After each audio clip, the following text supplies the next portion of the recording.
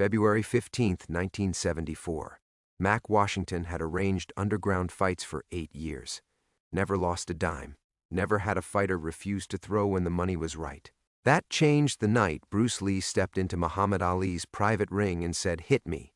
Mac watched from ringside as Lee dropped his guard completely. Ali hesitated. The room went silent. Then Lee whispered something that made the heavyweight champion's eyes go wide with fear. 3 seconds later, Lee was unconscious on the canvas. What happened in those 3 seconds stayed buried for 50 years. The FBI confiscated every camera. Both fighters swore they'd never speak of it, and Mac Washington became the only living witness to the night two legends discovered they weren't fighting each other. They were fighting for their lives. The night Bruce Lee saved Muhammad Ali from an assassin's bullet meant for the ring. Before we jump back in, tell us where you're tuning in from, and if this story touches you, make sure you're subscribed because tomorrow I've saved something extra special for you. Now, 50 years later, Mac Washington could still hear the crack of Bruce Lee's skull hitting the canvas. The sound haunted him every morning when he unlocked the rusted door of his Oakland gym, and it was the last thing echoing in his mind when he pulled the security gate down each night. The bullet hole in the mirror behind the heavy bag had been there so long that newcomers assumed it was part of the gym's character. Mac never bothered to replace the glass. Some wounds were meant to stay visible. "You're bleeding again, Mac." 17-year-old Destiny Rodriguez stood in the doorway, her gym bag slung over her shoulder, staring at the crimson drops falling from Mac's knuckles onto the concrete floor. He'd been hitting the bag without wraps again, letting his 64-year-old hands take the punishment they deserved. "Just keeping honest," Mac muttered, grabbing a towel. The blood wasn't the problem. The problem was the white sedan that had been parked across the street for 3 days running, and the Asian man inside who never got out, never moved, just watched. Destiny dropped her bag and moved toward the ring where she'd been training for the Golden Gloves. "My cousin says there's some documentary guy asking questions about you downtown. Says he's got old fight footage or something." Mac's hand froze on the towel. "What kind of questions?" "About underground fights from way back. About you knowing famous fighters." She shrugged, but her eyes stayed sharp. Destiny had grown up in East Oakland. She recognized danger even when it wore a smile. "Figured you should know." The front door chimed, and Mac's blood went cold. The man who entered wasn't the documentary filmmaker. Mac had been expecting that visit for weeks now, ever since word started circulating that someone was digging into the underground scene from the 70s. This was someone else entirely. He was maybe 35, lean, with the fluid movement of a martial artist and eyes that held too much grief for his age. When he spoke, his voice carried the careful precision of someone who'd spent years choosing words like weapons. "Mr. Washington, my name is Brandon Lee Jr. I believe you knew my grandfather." Mac's throat went dry. The resemblance wasn't just in the name. This kid moved like Bruce Lee, carried himself with that same coiled intensity. But it was the eyes that gave Mac chills, eyes that had seen the same footage Mac prayed was destroyed decades ago. "Don't know what you're talking about, son." Mac kept his voice steady, but his peripheral vision caught Destiny shifting her weight, ready to move. Good girl. She'd learned to read a room. Brandon reached into his jacket, slowly, deliberately, and pulled out a small tablet. February 15, 1974, Los Angeles. A private exhibition that officially never happened. His finger moved across the screen, and Mac heard the impossible, his own voice from 50 years ago, shouting warnings that came 3 seconds too late. The video was grainy, black and white, but unmistakably real. There was Ali in the ring, massive and graceful. There was Bruce Lee, smaller but radiating lethal energy. And there, in the corner of the frame, was a younger Mac Washington, his mouth open in a scream of horror. "Turn it off!" Mac's voice cracked like old leather. "My grandfather didn't throw that fight, Mr. Washington, and we both know Ali didn't win it." Brandon's finger hovered over the screen. "What happened in those 3 seconds saved Ali's life, but it destroyed my grandfather's reputation for 50 years. Through the window, Mac saw the white sedan's door open. The man inside stepped onto the sidewalk, and Mac caught the telltale bulge of a shoulder holster beneath his jacket. Whatever was happening, whoever Brandon Lee Jr. really was, They weren't the only ones interested in that night. Destiny, back exit. Now. Mac's command was quiet, but absolute. The girl didn't argue. She grabbed her bag and melted toward the rear of the gym like smoke. Smart kid. She'd survive whatever came next. "Mr. Washington," Brandon said, still staring at the tablet screen, "I'm not here to threaten you. I'm here because someone else is. The same people who've been hunting everyone connected to that night. The same people who killed the cameraman, the referee, and 2 other witnesses over the past 5 years." Mac's blood turned to ice water. "You're saying—" "I'm saying my grandfather died believing the whole world thought he was a coward who took a dive. I'm saying Muhammad Ali spent 40 years carrying guilt that wasn't his to carry. And I'm saying you're the last person alive who knows what really happened when that sniper's bullet meant for Ali found Bruce Lee's chest instead." The front door chimed again. This time it wasn't a visitor. It was the man from the white sedan, and he wasn't coming to talk. Time slowed to the rhythm of Mac's heartbeat as the man from the white sedan stepped through the door. 40 years of paranoia had taught Mac to read violence in the way a person carried their shoulders, and this man wore death like a familiar cologne. "Nobody moves," the stranger said, his accent unplaceable but his intent crystal clear. The gun appeared in his hand with professional efficiency. No theatrics, no wasted motion, just cold purpose. Mac's mind raced backward through 5 decades of mistakes, but it wasn't his own mortality that squeezed his chest like a vice. It was the photograph tucked behind the register, the one of Destiny's first amateur bout, her face glowing with pride as Mac held her gloves. It was the knowledge that somewhere behind them, if she'd listened to him, a 17-year-old girl was slipping out the back door into an uncertain future without understanding why. "You should have stayed buried, Washington," the gunman continued, keeping both Mac and Brandon in his sightline. 20 years of keeping your mouth shut, and you throw it away for what? Family sentiment? Brandon's tablet still glowed between them, frozen on that moment 50 years ago when everything changed. Mac could see his younger self in the corner of the frame, 34 years old and still believing he could control the chaos he'd helped orchestrate. That Mac had been hungry for the big score, the legendary fight, the story that would make his reputation as a promoter. He'd convinced himself he was bringing 2 legends together for the art of it, for the pure beauty of watching greatness meet greatness. He'd been a fool. The gym around them held 20 years of Mac's attempts at redemption. Every heavy bag he'd hung bore the sweat of kids like Destiny, kids from neighborhoods where hope came in short supply and second chances were rarer than honest cops. The ring where she'd learned to keep her hands up and her chin down had become Mac's church, the place where he'd tried to teach discipline instead of destruction, where he'd poured his remaining years into something that might balance the scales. "The girl's gone," Mac said, his voice steady despite the tremor in his chest. "This is between us." But even as he spoke, Mac knew Destiny wouldn't run far. She'd grown up in streets where loyalty was currency and abandonment was death. She'd circle back, maybe call her cousins, maybe do something stupidly brave that would get her killed. The thought of her sprawled on the gym floor, those quick brown eyes staring at nothing, made Mac's knees weak. "Mr. Washington," Brandon said quietly, his own eyes never leaving the gunman, "is this about the money? The betting syndicate that fixed the match?" The gunman's smile was winter cold. "Fixed? Son, that fight was never fixed.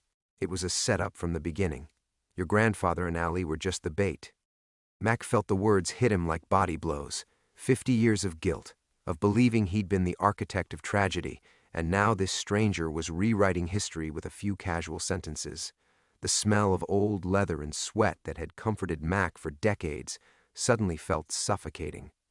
Outside, Oakland's evening traffic hummed with ordinary life. People heading home from work, kids playing in parks, families gathering around dinner tables. All of it existing in a world where documentaries stayed buried and old men died quietly in their sleep, instead of bleeding out on gym floors while secrets burned around them. "The betting was just cover," the gunman continued, seeming to enjoy their confusion. "The real money was in the contract, the insurance payout when Bruce Lee died, the movie deals that would never have to be honored. Your little exhibition was supposed to be a murder, Washington. Clean and simple." Mac's throat constricted. The memory of that night, Bruce Lee's body going suddenly rigid, The strange way he'd collapsed, Ali's face transforming from competitive focus to absolute horror, all of it crashed over him with new context. He'd spent 50 years believing he'd witnessed a tragic accident during an illegal fight. Now this man was telling him he'd been an unwitting accomplice to attempted murder. But Bruce didn't die, Brandon said, and his voice carried an edge that made the gunman's eyes narrow. No, he didn't. And that mistake cost my employers a great deal of money. Money they've spent decades trying to recover. Mac's old hands clenched into fists that hadn't thrown a punch in anger for 20 years. Every protective instinct he'd developed watching over the kids in this gym was screaming at him to move, to fight, to do something other than stand there while his world crumbled into ash and revelation. The tablet's screen had gone dark, but the ghost of that February night hung between them like smoke. Somewhere in this building, Mac knew, destiny was making choices that would ripple through whatever time any of them had left. And somewhere in the distance, sirens began their familiar wail through Oakland's streets. The man from the white sedan checked his watch with casual precision. "Time's up, gentlemen." The gunshot never came. Instead, the lights went out. Emergency lighting kicked in 3 seconds later, bathing the gym in hellish red, and in that crimson twilight Mac saw Brandon moving like his grandfather's ghost, fluid, impossibly fast, closing the distance to the gunman with movements that defied physics. The stranger's weapon barked twice, muzzle flashes strobing white against the walls, but Brandon was already inside his reach. Mac dove behind the front counter as bodies crashed into the ring post. His arthritic knees screamed against the concrete, but his hands found what they were searching for, the sawed-off Louisville Slugger he'd kept under the register for 20 years. Not because he'd ever planned to use it, but because some nights the weight of it in his grip was the only thing standing between him and the bottle of bourbon he'd stopped opening in 1987. When he raised his head, both men were down. Brandon clutched his shoulder, blood seeping between his fingers, while the gunman lay motionless beside the heavy bags. The stranger's weapon had skittered across the floor, coming to rest near the door like a period at the end of a sentence Mac couldn't finish reading. "Jesus, kid, you hit?" Mac struggled to his feet, his body protesting every movement. "I'll live." Brandon's voice was tight with pain, but his eyes were already scanning the shadows. That wasn't random. He was waiting for something, or someone. The sirens Mac had heard earlier were getting closer, but not close enough. Whatever destiny had done, cut the power, called for help, or just gotten the hell out of Dodge, it had bought them maybe 60 seconds. In Mac's experience, 60 seconds was either a lifetime or an eye blink, depending on what you did with them. Brandon pulled his good hand away from his shoulder and reached for the tablet that had fallen during the struggle. The screen was cracked but still functional, and in the emergency lighting's red glow, Mac could see his younger self frozen in that moment 50 years ago, mouth open in a warning that came too late. "Mr. Washington, there's something else on this footage. Something I didn't show you before." Brandon's thumb moved across the cracked screen with practiced precision. The camera angle. It caught more than just the ring. The image shifted, zoomed, enhanced with technology that hadn't existed in 1974. And there, in the background of that grainy black and white recording, Mac saw a face that made his blood turn to winter water. It was the gunman, 50 years younger, but unmistakably the same man who now lay unconscious, or worse, 3 feet away from them. "That's impossible," Mac whispered. "He'd have to be 75, 80. "I know." Brandon's face was grim.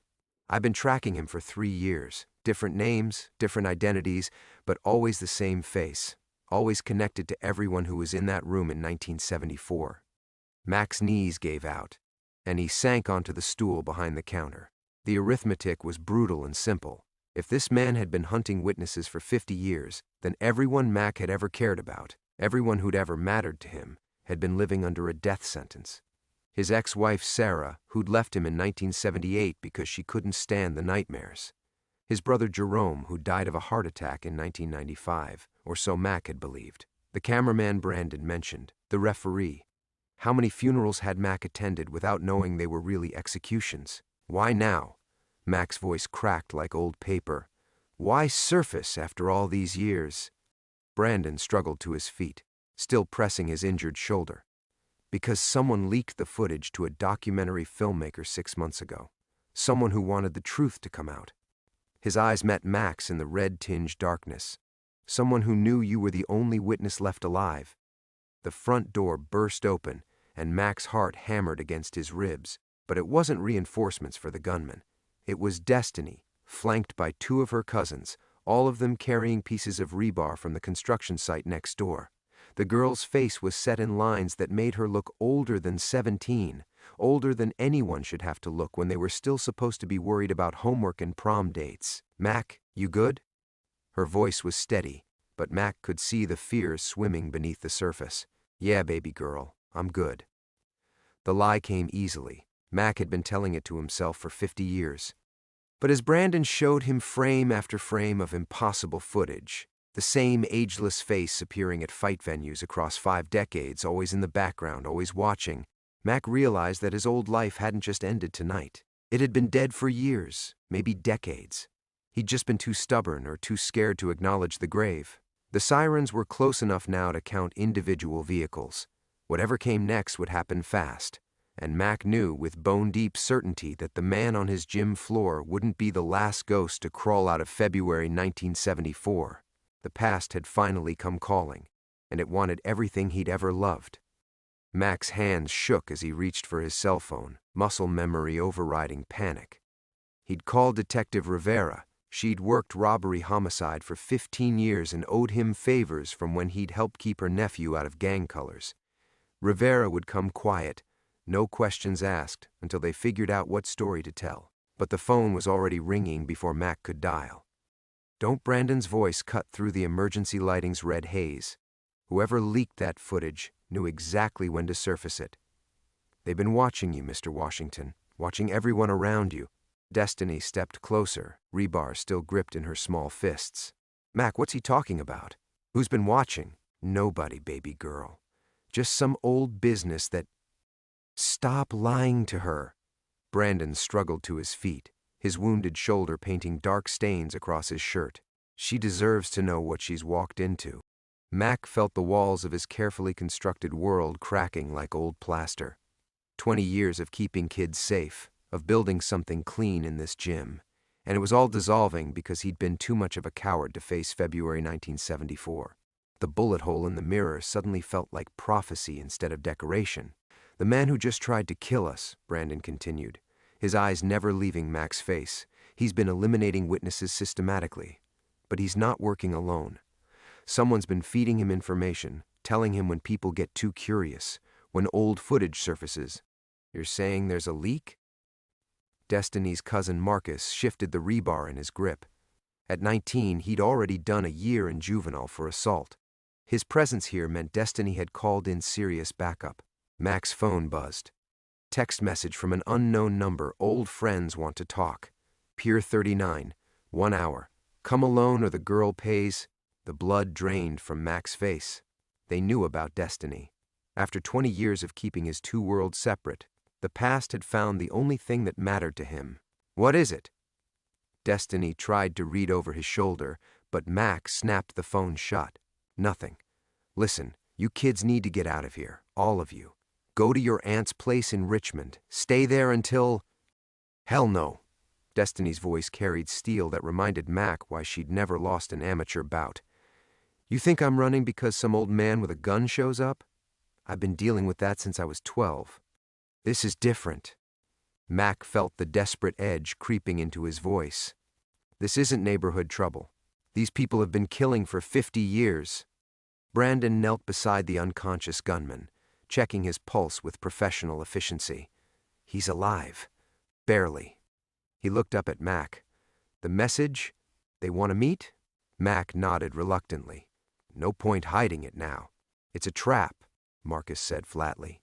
"Basic street sense, old man. They grab you. They got leverage over everyone else." But Mac was already seeing the angles, the terrible arithmetic of choosing who lived and died. If he ran, they'd come for Destiny. If he went to the meeting, maybe he could buy her time to disappear. Sarah had been right to leave him in 1978.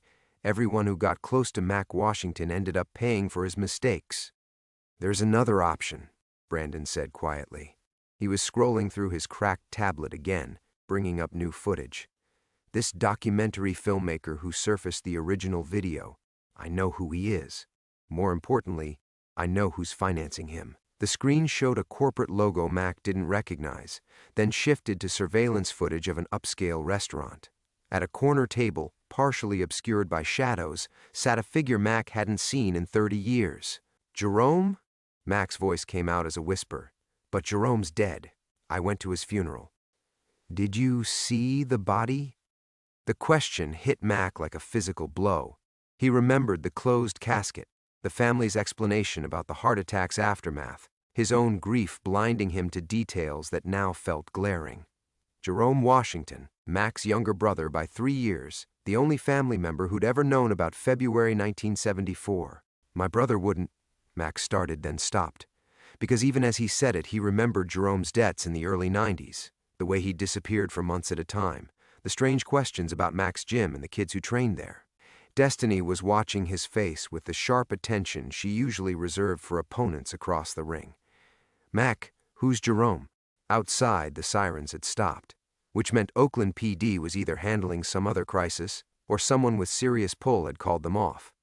Mac felt the net tightening around everything he'd built since 1974, every life he'd tried to protect. The unconscious gunman stirred, mumbling something in what sounded like Mandarin, and somewhere in the distance, Mac heard the unmistakable sound of more cars approaching. The cars stopped just outside the gym's front windows, 3 black sedans with tinted glass that screamed federal money. Mac felt his chest tighten as suited figures emerged, moving with the kind of coordinated precision that came from years of practice or military training. These weren't local cops responding to a disturbance call. Back door, Mac whispered. But even as he said it, he could hear footsteps in the alley behind the building. They'd been surrounded while he was staring at impossible surveillance footage of his dead brother. Brandon was still scrolling through the tablet, his face growing paler with each image. Mr. Washington, there's more. Your brother Jerome, the restaurant footage is from last week. Mac's world tilted. That's not possible. I buried him 23 years ago. Did you identify the body personally? The question hung in the air like smoke. Mac remembered the funeral home director's gentle insistence that the family shouldn't view the remains, Jerome's widow Claire sobbing too hard to argue, Mac's own guilt making him defer to what seemed like compassion. The heart attack had been sudden, massive. The closed casket had made sense then. Now it felt like another lie in a house of cards, built from 50 years of deception. Mac. Destiny's voice cut through his spiral. She was looking out the front window, her young face set in grim lines. Those aren't cops. The suited figures were positioning themselves with tactical efficiency, but they weren't drawing weapons or calling out commands. Instead, they waited with the infinite patience of predators who knew their prey had nowhere to run. Mac's phone buzzed again. Same unknown number, change of plans. We come to you. They're not here to arrest us, Brandon said, watching the screen. Look at their formation. They're here to clean up. Mac understood. The unconscious gunman had failed, so now came the professionals. Everyone in this building was a loose end, including Destiny and her cousins, kids whose only crime was being in the wrong place when Mac's past finally caught up with him. There's got to be another way out, Marcus said, hefting his rebar. Fire exit, utility tunnel, something. But Mac was already shaking his head. He'd owned this building for 20 years, knew every inch of it. The back alley was covered, the windows were too high and too narrow, and the basement led nowhere but to a dead-end storage room he'd been meaning to clean out for a decade.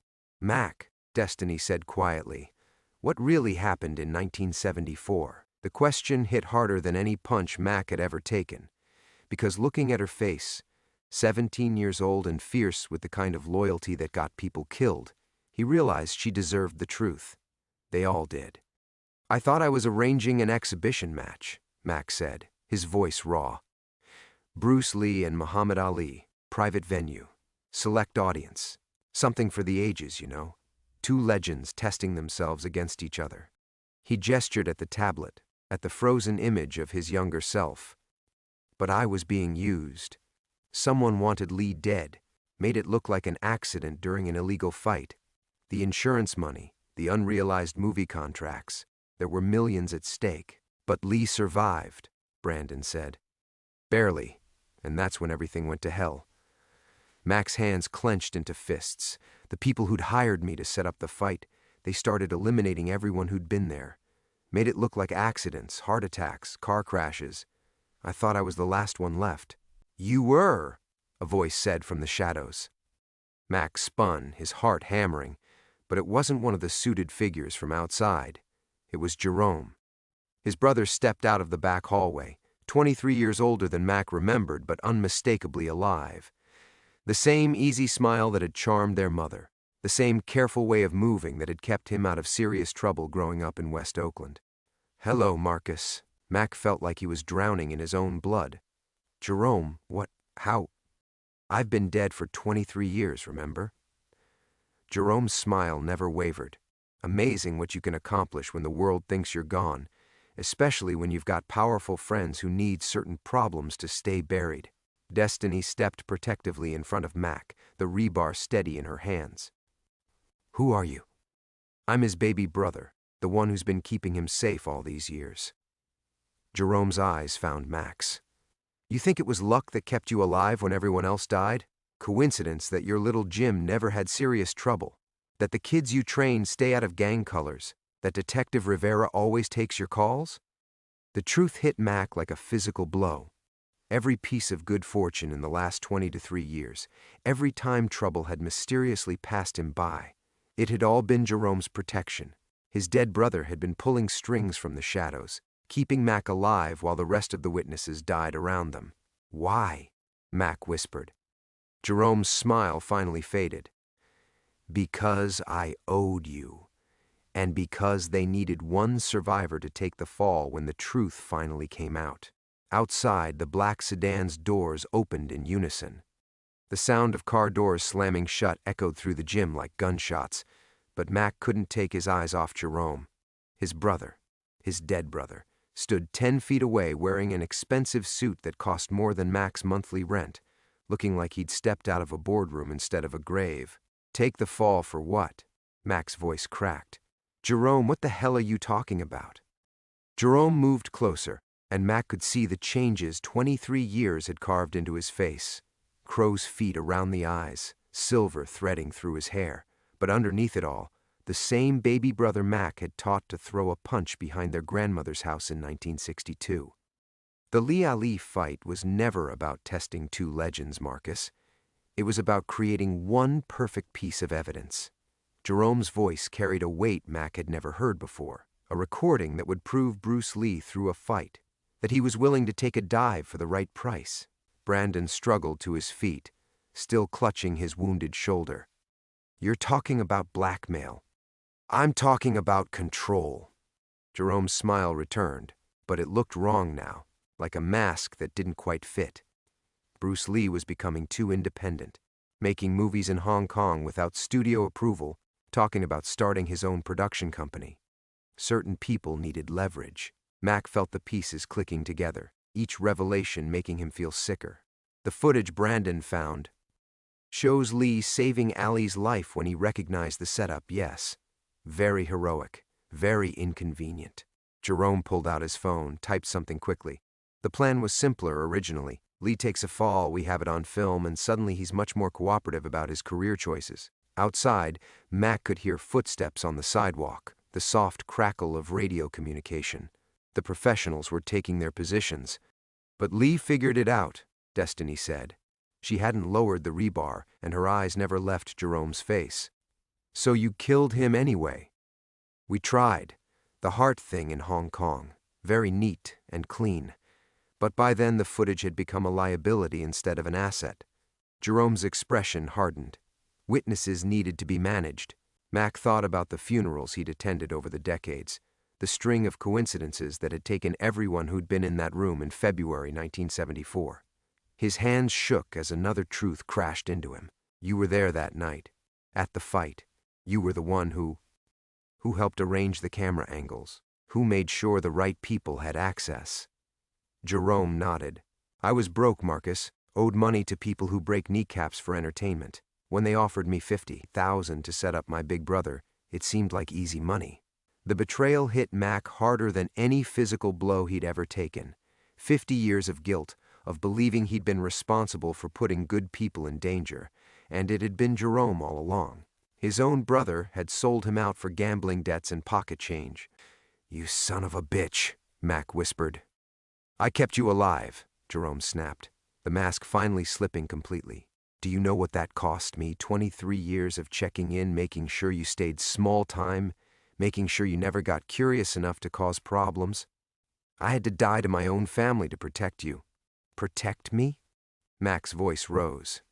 "You used me as bait." Brandon was staring at his tablet, scrolling through more footage with shaking hands. "There's something else here. Another angle of that night." Mac didn't want to look, but Jerome's face went pale, and that was enough to draw his attention to the cracked screen. The new footage showed the moments after Lee hit the canvas, the chaos as people rushed into the ring. But in one corner of the frame, almost lost in the shadows, Mac could see a younger Jerome talking urgently into a telephone. "You called them," Mac said, understanding flooding through him. "The people who tried to kill Lee. You told them the plan had failed." "I told them to abort," Jerome said desperately. "I tried to call it off when I realized what Lee was really doing. Bullshit." Destiny's voice cut like a blade. "You told them to finish the job. That's why Lee died 6 months later."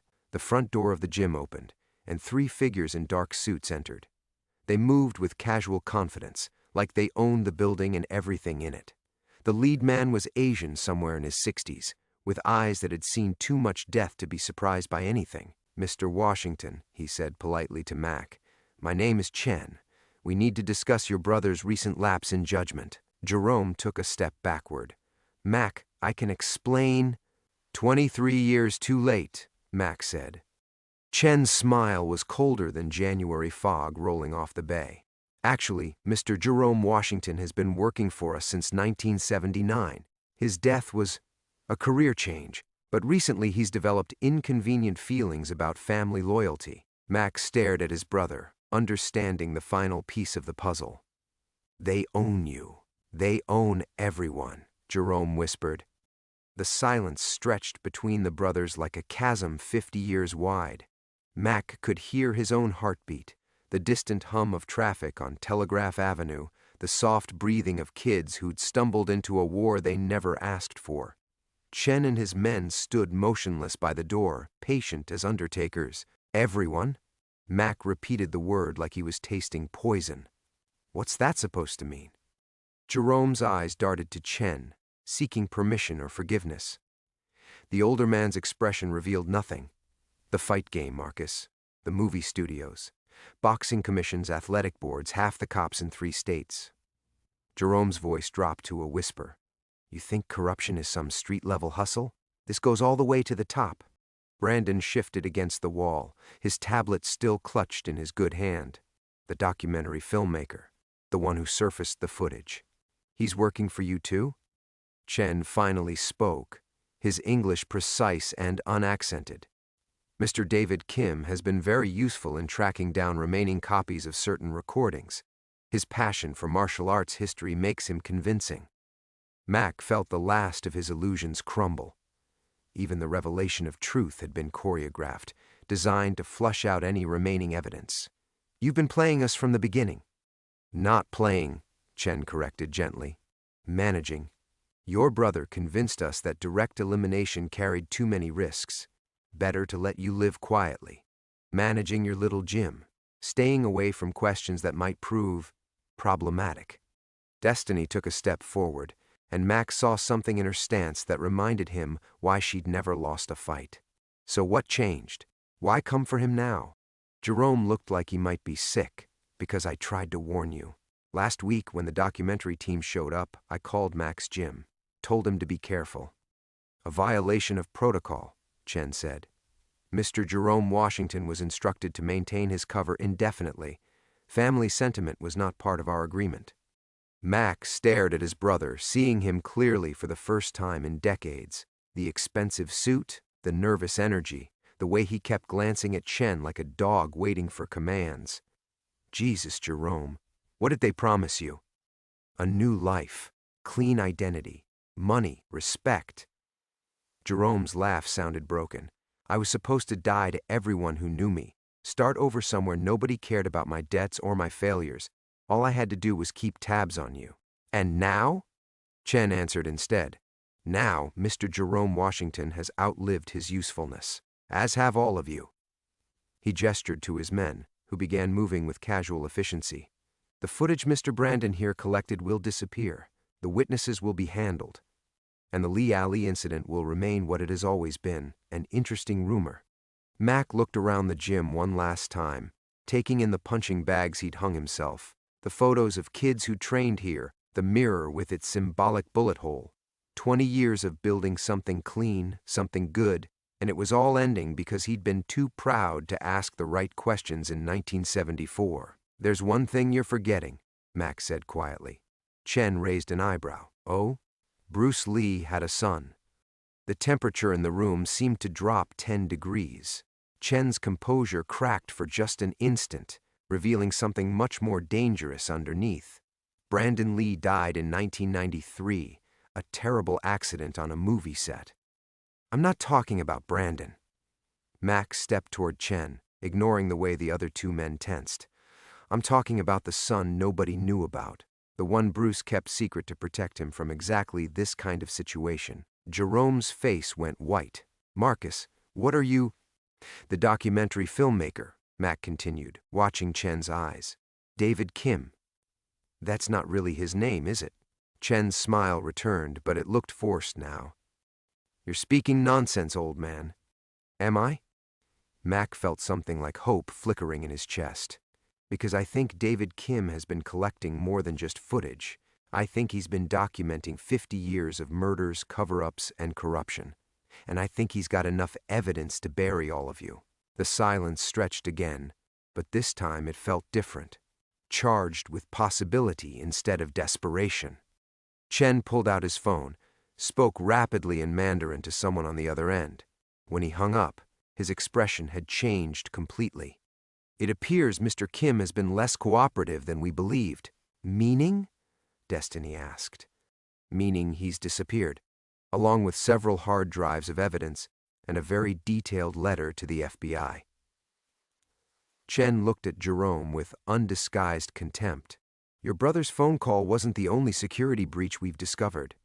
Mac felt the pieces shifting, the careful balance of power that had kept him trapped for 23 years finally beginning to tilt. So what happens now? Chen's smile was arctic. Now we find out just how much Bruce Lee's son learned from his father about surviving impossible situations. The words hung in the air like a challenge issued in an ancient language. Mac felt the weight of 23 years of running, of hiding behind good deeds and small victories, finally settle on his shoulders where it belonged.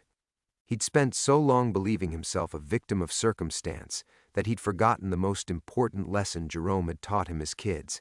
Sometimes you have to stand up and fight, even when you know you're going to lose. You made one mistake, Chen, Mac said, stepping between the suited men and the kids behind him. You assumed I was still the same broken promoter who ran away in 1974. Chen's smile never wavered, but Mac caught the slight tightening around his eyes. And what has changed, Mr. Washington? I stopped being afraid of ghosts. Mac's voice grew stronger with each word. See, for 23 years I thought I killed those people by arranging that fight. Carried their names like stones in my chest. But they didn't die because of me. They died because of you and Jerome and everyone else who turned Bruce Lee's honor into blood money. Jerome took a shaky step forward. Marcus, please. You don't understand what these people are capable of. I understand perfectly. Mac turned to face his brother, and the look in his eyes made Jerome flinch. They're capable of turning a man against his own family for pocket change. They're capable of murdering legends and calling it business. But you know what they're not capable of? Mac pulled out his phone, holding it up so Chen could see the screen. It showed an active call to Detective Rivera, duration 23 minutes and counting. They're not capable of keeping their mouths shut when they think they've already won. Chen's composure cracked completely. He barked something in Mandarin to his men, but before they could move, the front door exploded inward. David Kim, if that was really his name, entered like a force of nature, moving with the fluid precision that could only have come from one source.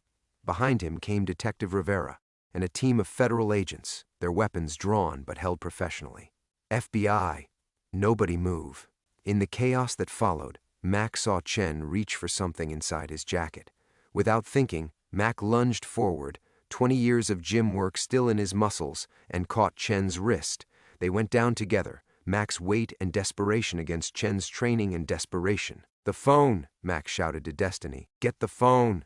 But she was already moving, scooping up the tablet Brandon had dropped, protecting the evidence that had started this whole nightmare.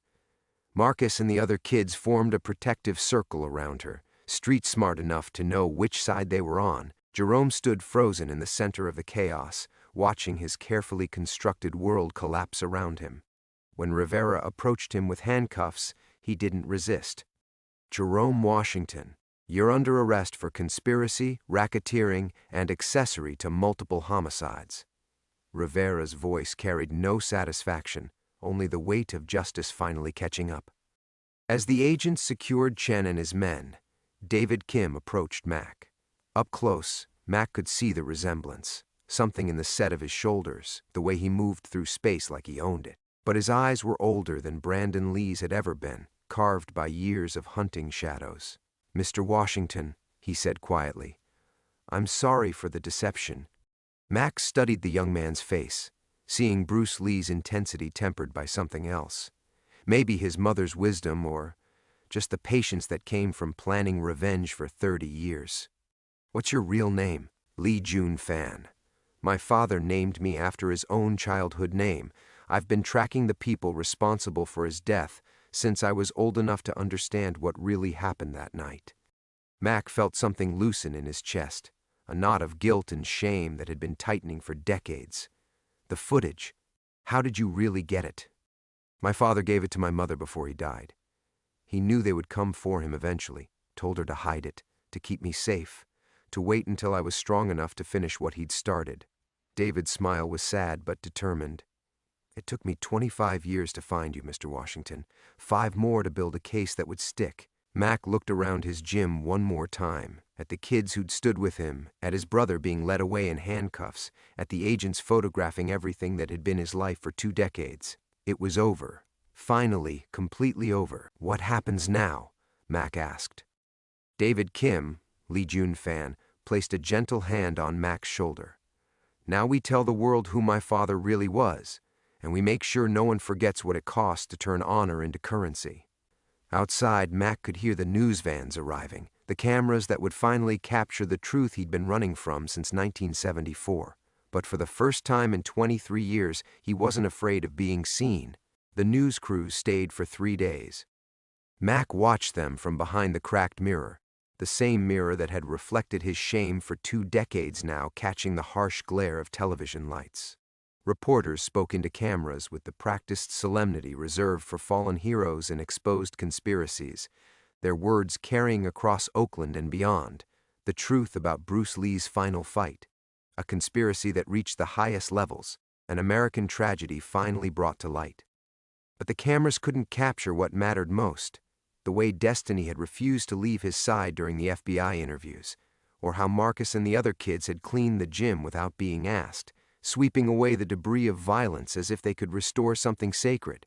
They couldn't record the weight that had lifted from Mac's shoulders when he finally spoke the names aloud: Tommy Chen, Maria Santos, David Park, all the people who died because of what happened in that private ring in February 1974. On the 4th morning, the media circus moved on to fresher scandals. Mac arrived at the gym to find it empty except for Jun Fan, who sat quietly on the bench where Mac used to tape fighters' hands.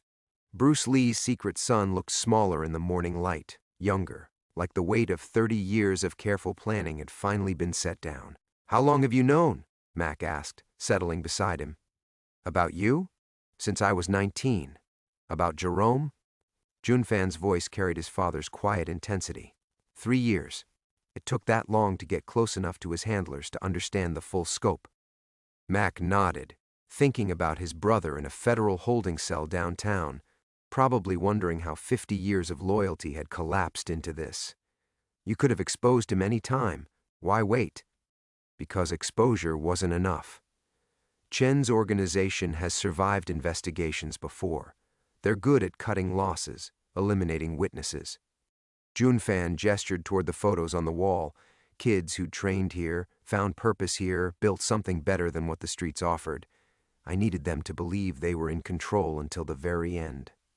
The front door chimed, and Destiny entered with coffee and something that might have been breakfast.